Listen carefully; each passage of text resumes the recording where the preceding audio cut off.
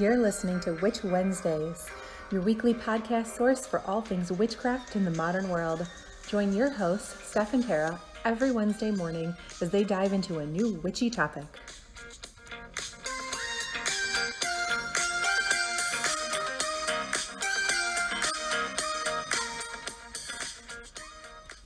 Welcome back to Witch Wednesdays. This is Steph. And this is Tara. And you're listening to episode 9, Books of Shadows and Grimoires. Like we mentioned in last week's podcast, these two terms refer to journals of the practice of witchcraft. And although they're often used interchangeably, they actually do refer to two completely different things. Yeah. So that is what we're going to talk to you about today, tell you the difference between the two, and then we're going to kind of dive into what we have and how we set them up and use them. So first of all, grimoire is a term that's been used for hundreds of years, while Book of Shadows is relatively modern. Correct. A grimoire is a pre-made book of general information. Inside, you'd find things like we talk about on this podcast: how to cast a circle, correspondences of each crystal or sabbat, which herbs should be used when, lunar cycles, and which spells to perform with each phase. It would contain general spells that anyone could adapt and use. Most of the books on witchcraft that you find today are actually technically grimoires. Our next two episodes actually are going to be on this topic. So next week, we will talk all about the best books for beginners. And then the week after that will be about books for different types of witches, like more specifically for like advanced practitioners. And most of these would be considered grimoires. Yes. So Books of Shadows, then, are slightly different. The term only became popular in the last part of the 20th century and became exceptionally popular after the release of the TV show Charmed. So if you have heard the term Book of Shadows, I would not be surprised if you heard of it because of the original Charmed. I should say, the original TV show Charmed. Yes, not the The Books of Shadows are personal books. So rather than being a pre-made book of correspondences and tutorials, a Book of Shadows is more of a witch's journal. And it's filled with your own personal journey. It would contain your own spells that you've made, alongside with like notes of things you changed or added, a record of your own tarot spread. Some people like to write those down to track over a year, or your own recipes for incense or cider. It's basically a history of your practice as a witch. So therefore, every single Book of Shadows will be completely unique, even if you've made 10. Even if they're all by the same witch, they are still going to be completely different. Yes. Most are handwritten, but since we are in the modern age, you absolutely can type it if that's easier for you. We will have a podcast later this year about more modern tools for witchcraft. We already talked about the traditional ones, but we're going to talk about modern ones like apps and things. And there is an app to create a Book of Shadows if you wanted to do it that way instead. Mm-hmm. So that is basically the difference between the two. So I'm going to let Tara take it away and tell you about what she has and how she sets up hers. So we'll talk a lot more about the grimoires, basically books that I've read for beginners and stuff, like you said, in next week's episode. But for me personally, when I started my own Book of Shadows, I started with a journal, just like a teenage girl diary, but I set it up almost like a recipe book. I started with a section on rituals, and then I had a section on spells, and then I had a section on recipes.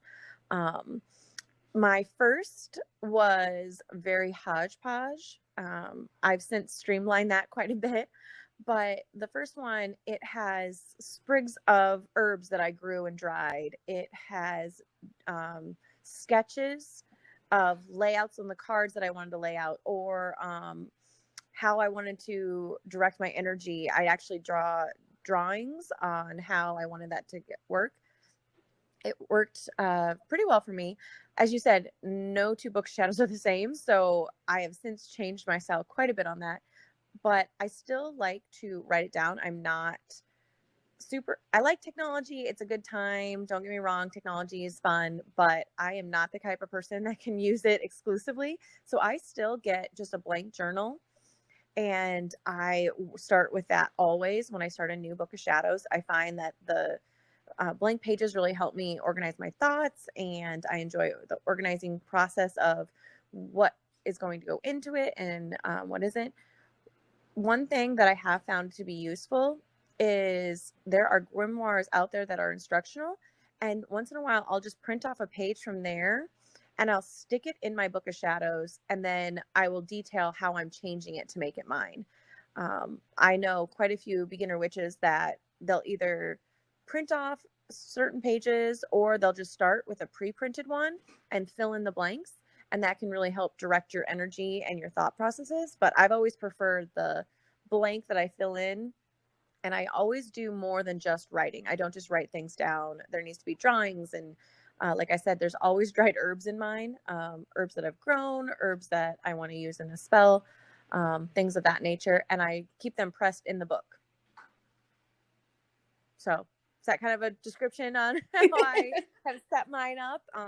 I use it for a lot of things. I use it for not only my spell work and rituals, but sometimes it's just a journal on how I'm feeling, how I think things are going, anything I want to refocus on.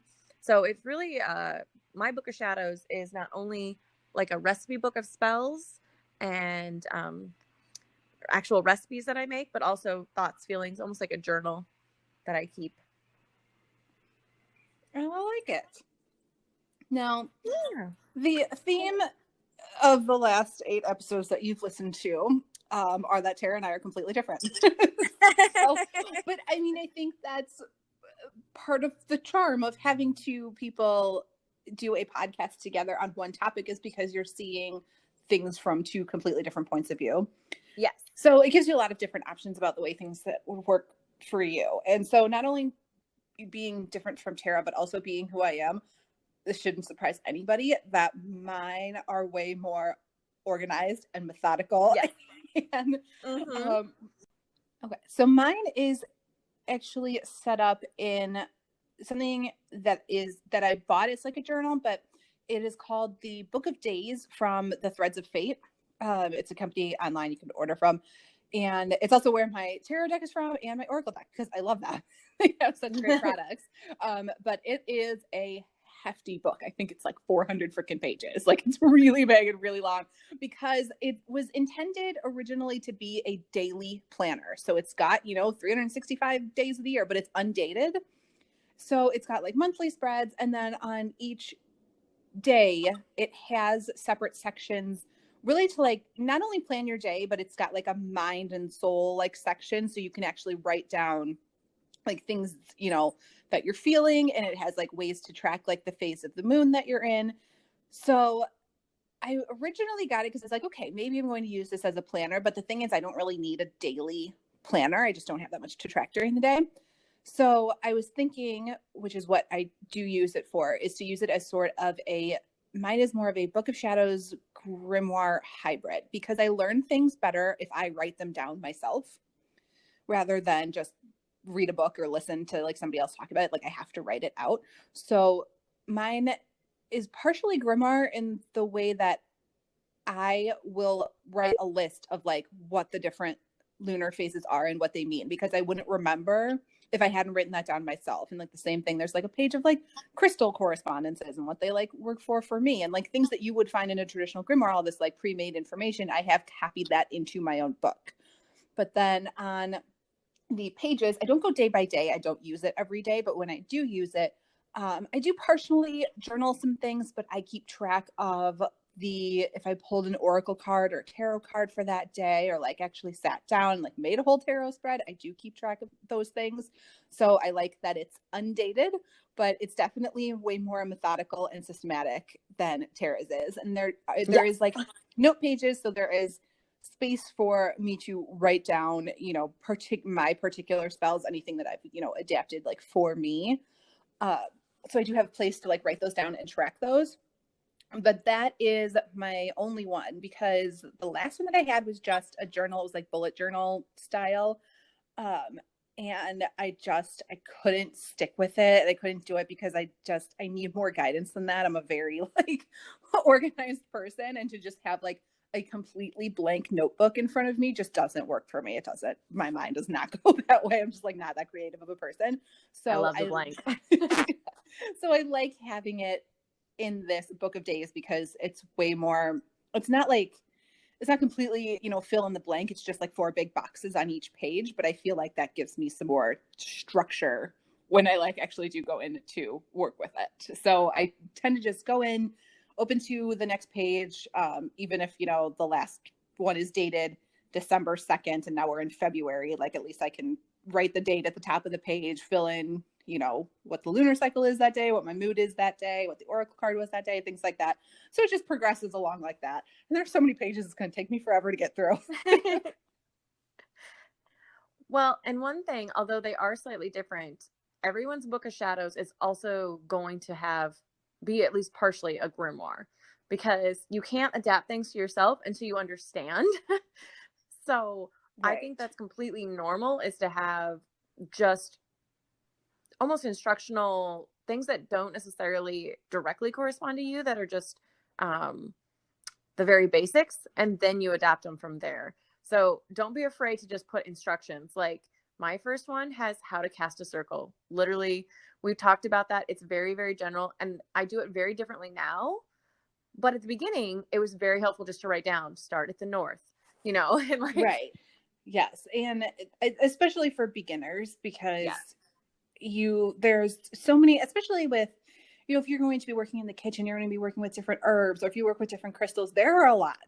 So yes. When you are starting out, you might get a lot of things thrown at you, that it would be good to make a list of what things mean and how they are supposed to work, because first of all, it would be impossible to remember all of them. I mean, eventually certain things will just come to you, but as you practice more and more, you're going to find which ones in particular work for you. Yes. And really narrow it down. You're not going to work with every herb or crystal under the sun. It just, they won't all work for you. And they can work very differently for you. So rose quartz, for example, is supposed to be, for love and friendship, like that color pink. It's like everything you would associate with the color pink. But for some people, it doesn't work for them. Rose quartz is not me. Yeah, see, rose quartz does not work for everybody. If you were going to do something that's related to like love, relationships, friendships, like that, if rose quartz doesn't work for you, you can use clear quartz or a number of other things, but you have to start at the beginning to know that that's not going to work for you in that way. Yes, always start at the beginning. Like, never be afraid to try something to see if it'll work for you. But at the same time, don't feel that you have to try everything. If you know something's not going to work for you, then just go on to the next. Like, there's so many different ways to practice, as you can tell, just listening to me and Steph talk about how we each practice very, very differently. But that doesn't mean we're not both dedicated practitioners. It's just a matter of preference and our personal styles. And it's going to be true for any new witch or even older witch out there, that things change over time. You're not the same person you were 10 years ago. You shouldn't be practicing the same. Yes, exactly. I just had a memory of us 10 years ago. It's great. Anyway, but we're 10 years ago, we were in my apartment kitchen with 40s of Mickey's or something gross taped to our hands. Was Mickey's. Mine was Mickey's, because I was like, it's Irish. It was not. It was. Guys, listeners, do not ever tape 40s of malt liquor to your hands, okay? It's a terrible idea. It's a terrible idea. It's a great time, but it's a terrible idea. Don't do it. It's up there with doing Power Hour with Boone's Farm. Just trust us on this. Ask us how we know. Anyway, but you're going to change over time. Don't be afraid that your practice changes over time as well. And that includes how you set up your Book of Shadows or how you utilize your Book of Shadows. And I would also say that if you are like Tara and keep making new ones, then and don't get rid of them. I still have all my old ones. Yeah, I know as a minimalist, it's like hard for me to say like, oh my gosh, you just have these like old journals sitting on your shelf, like you have to get rid of them. But no, because they're like, I feel like they're very useful tools to go back to. So they are. Find a spot for them. Well, and it's kind of interesting just for me, because I've been practicing so long, that I do have multiple journals.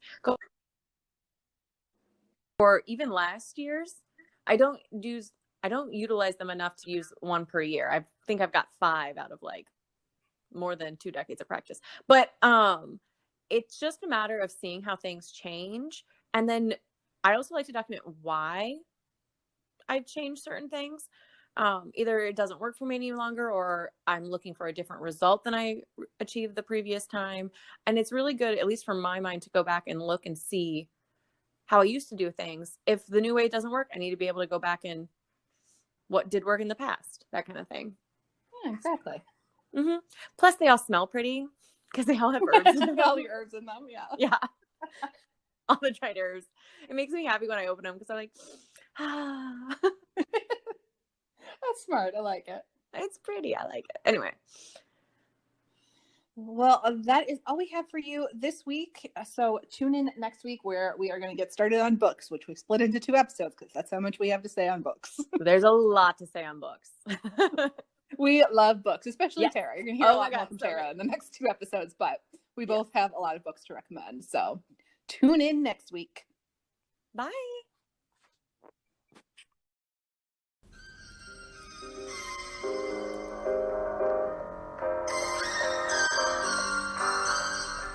Thanks for listening to Witch Wednesdays with Steph and Tara.